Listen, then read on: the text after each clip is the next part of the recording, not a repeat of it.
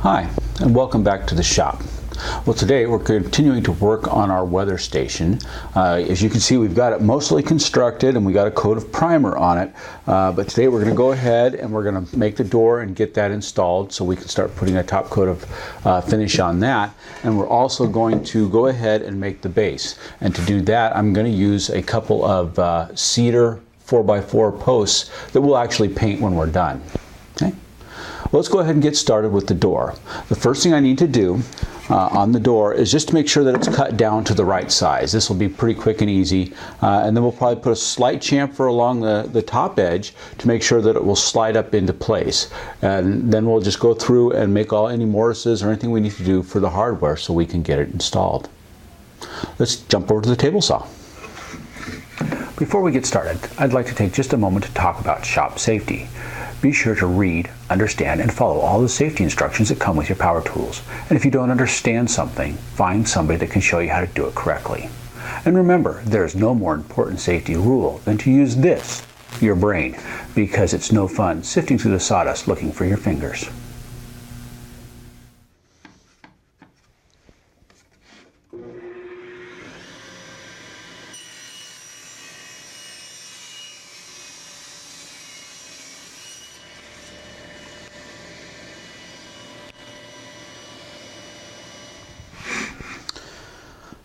Okay, now it's time to bevel the top so that it will slide in and fit tightly into the weather station. Now this table saw is a right tilting arbor, which means the blade would tip towards the fence. And you never want to do that when you're actually running a table saw because you have a greater chance of getting bind and having a kickback. The one thing about it though is that it will tilt to the left just a few degrees, and that's all we're going to need to make this cut. So I've gone ahead and made the adjustments. I've also made sure that I'm beveling the right direction because I need to have the louvers so that they would shed water away from the weather station and not allow it to drip down inside. So I've made sure I got all my marks down. I made a little register mark right on the end so I know I'm doing it exactly the way I want it. Let's go ahead and get this done.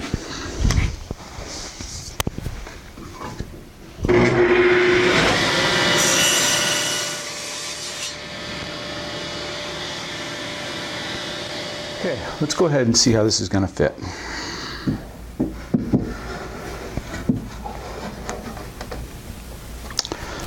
Well, that looks pretty good. Now let's go ahead and get started on the base. So as you can see, the base is just made out of steel with some cross bracing to hold it stable. These were typically set at about 4 feet high because that's where the people that were going to measure the weather wanted it. It's about chest height and it's easier to reach in and get the instruments. Now this is being made for my kids who are 6 and 9, so I'm going to make it a little bit shorter. It's going to be about cabinet height, about 36 inches or something like that. Okay, to start by making the legs, I have my 2 cedar posts here, and what I'm going to do is cut them into 36-inch lengths, and then I'll rip them down into a 2x2 dimension for the actual leg. The fall off from that we're going to use to make the bracing with. Because I only need 36 inches and I'm only really concerned about 2 inches of clear stock on here, even where I might have a small knot on these 4x4s, I can easily cut around them.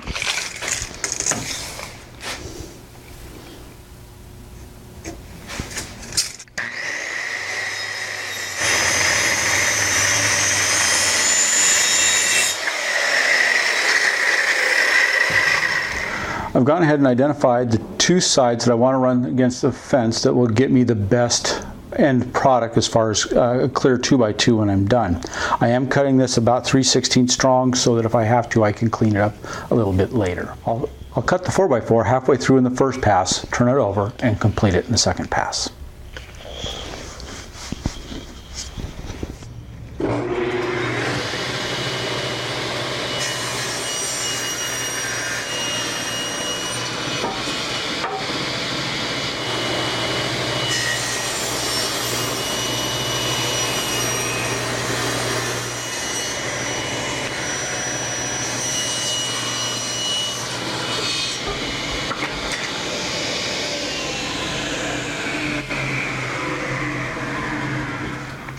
Well, I've gone ahead and milled all the material that I need. I went ahead, I made 4 posts that are a full 2x2, and then out of the offcuts from that, I made some 1x3 boards as well. What I'm going to do is I'm going to make a 1 inch by 1 inch wide, I guess, rabbet along the top of this post. And I'll do that on this would be one side. And then I'll go ahead and set this in with glue and screws and hold it flush. The posts, the sides will be about 24 inches wide. Once I've done that, I'm going to go ahead and run a diagonal stringer across here to help hold it square. Once I get everything kind of set, then I'll know where I can cut these. So to cut these grooves at the top, I gone ahead and I put a dado blade in my table saw, and I'll just plop the material with that. Okay. Then I've gone ahead and removed the material from the top of the post. I went ahead and laid out and marked for my diagonal brace. Now I don't know what these angles are, but I'm not going to worry about that. All I'm going to do is I've made a mark on each side of the post that corresponds with the diagonal line, and I'll just line that up with the miter slot on either side, and then I can line up the miter gauge to that. Now I'm not going to remove all the material from this at this time. I'll do that with a chisel. So now that I've got it turned to the correct angle, I can go ahead and line it up and make my cuts.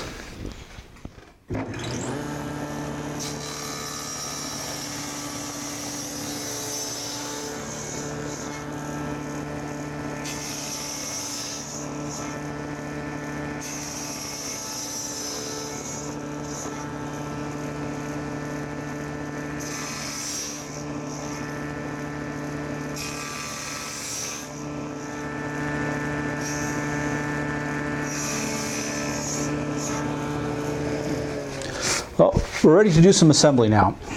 Now my wife is part Scottish, and I was looking up family mottos one time, and or clan mottos, and I noticed that one of them, it wasn't her clan, but it said their clan motto was "Don't touch a cat butt without a glove." Now I didn't know if that meant actually don't touch a cat butt without a glove, or don't touch a cat's butt without a glove. But anyway, I'm going to be using this urethane glue, and because this stuff sticks to everything, I'm going to go ahead and wear some gloves when I do it. I've gone ahead and pre-drilled and countersunk some holes, and I'm just going to put a little bit of glue on here.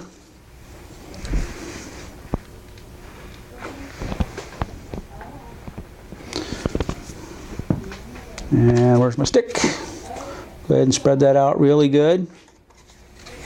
Should we get all the mating surfaces?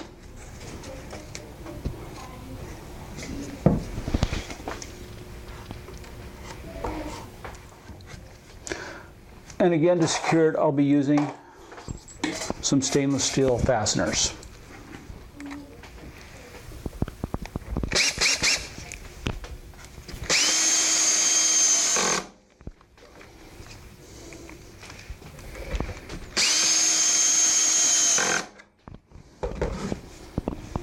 Just double check for square before I get too far into this.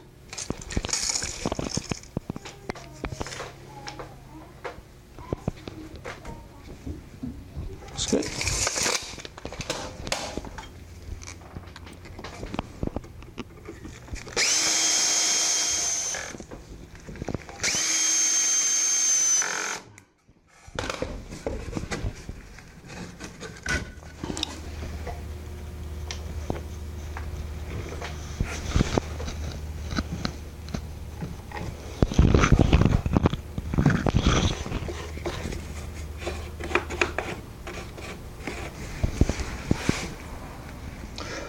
One of the things you might notice is that I'm letting the ends just kind of run wild off the edges.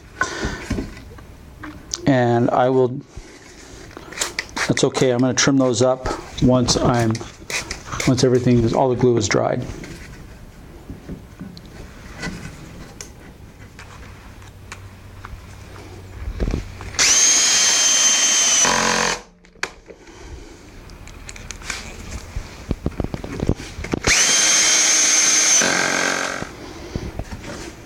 And there we have it. One down, one to go. Now that I have the sides assembled, before I do the final assembly for the base, I'm going to go ahead and take the opportunity to round off all the edges with, I don't know what this is, about a 1/2 inch radius round over bit.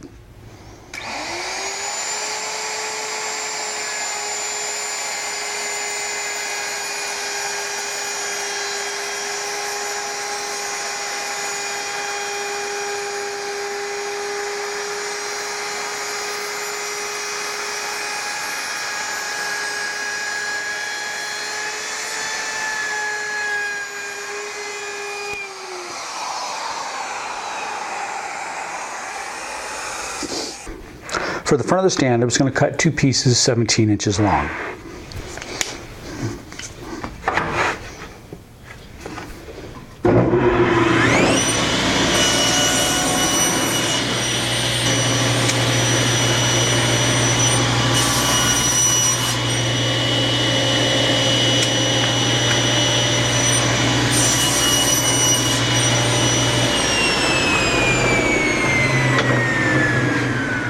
These pieces will be attached using glue and screw, just like we did the rest of the assembly. To make the base a little more stable, I'm going to cut some little triangle braces out of this piece of MDO. I'll go ahead and do that on the table saw here.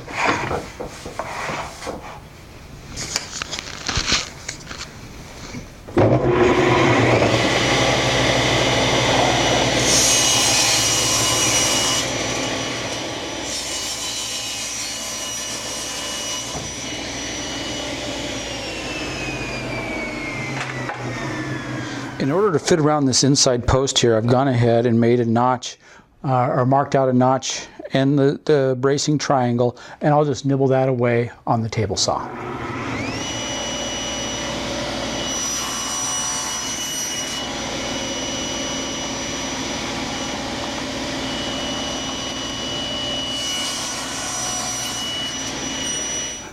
To secure the brace in place, I'm going to use a little bit of wood glue, and we'll be using some screws. I'll go ahead and clamp this in place. Okay. To help me secure this in place, I'm going to have my trusty shop helper come on over and give us a hand. Colin? My name is Colin, and you gotta look at him when you're. I'm a helper of my dad, and today I'm helping him drilling holes. Okay.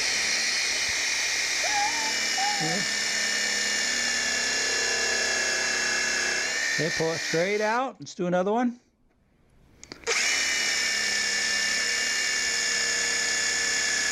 It's good. Pull it out. That's good. Yeah, that's good. Smells bad. Ah, it's cedar. It smells wonderful. Smells bad. Smells wonderful. Bad. Wonderful. Bad. That's good.